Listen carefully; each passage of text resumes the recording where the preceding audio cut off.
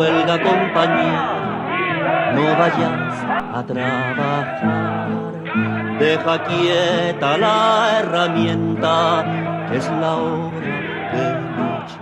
Los Moradas son inocentes de lo que se les acusa, y estamos ante un montaje de la policía y del señor Trevín, delegado del gobierno en Asturias, para inculpar a dos ciudadanos inocentes, porque se ha comunicado a la delegación de gobierno, a la fiscalía, al ayuntamiento de Gijón y a todo Dios que estos dos trabajadores de Navagijón no han sido los que realizaron las movilizaciones.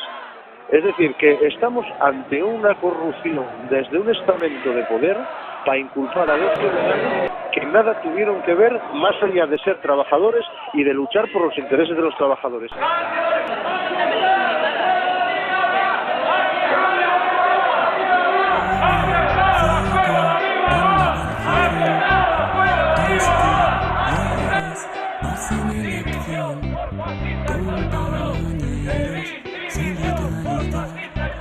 Son ejemplo de la lucha obrera, ya nadie les va a parar. Combatividad, combatividad, combatividad, combatividad,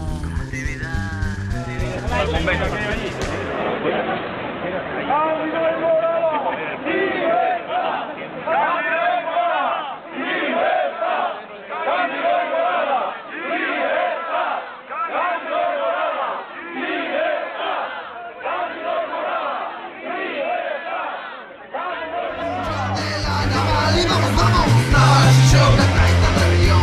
Naval, ¿quién